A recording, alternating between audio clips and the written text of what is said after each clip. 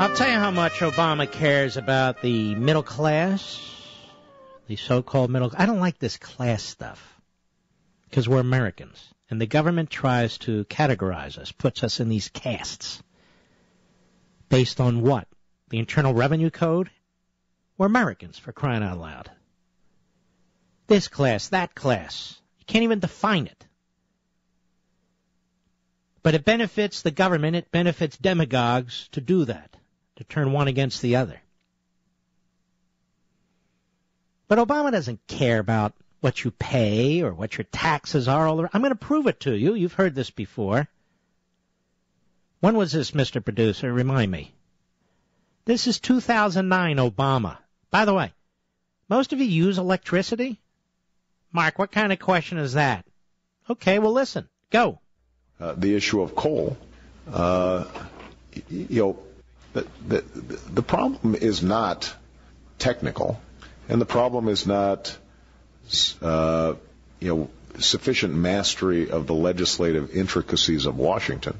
The problem is, can you get the American people to say this is really important and force their representatives to do the right thing? That requires mobilizing a citizenry. That requires them understanding what is at stake. And climate change is a great example. When I was asked earlier about the issue of coal, under my plan of a cap and trade system, electricity rates would necessarily skyrocket. So there you have it. Everybody use electricity out there? The poor, the middle class, the working poor, the upper middle class, the class, the rich class, the billionaire class, all the classes out there. I think we all use electricity. Then they want us to buy electric cars. But necessarily the price of electricity is going to go up. And because we'll be producing less electricity, we're going to have brownouts and blackouts. All planned, all strategic, and but don't worry, he's looking out for you, the little guy.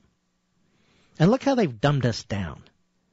Talked about this last week. The price of a gallon of gasoline, regular unleaded, was about $1.80 when Obama came to office. Now, depending on where you live, it's well over $3 and in some places over $4. You get these stupid news reports from these quasi-reporters. Well, the price of fuel has gone down. Gone down relative to what? So the price of a gallon of gasoline is basically doubled. Your electricity bills are going up.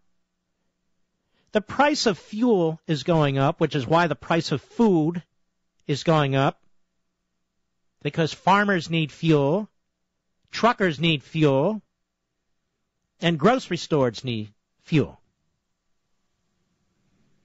So all of this, he doesn't take any responsibility for, even though, at least in part, this was his end game. It's another thing I notice. How about you? The left does these things. They want fuel prices to go up, right? Because they want you to stop using it.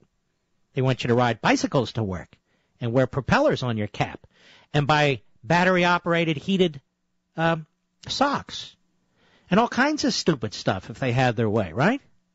Well, it doesn't work. Now, how about purchasing a light bulb today? Well, certainly after the first of the year.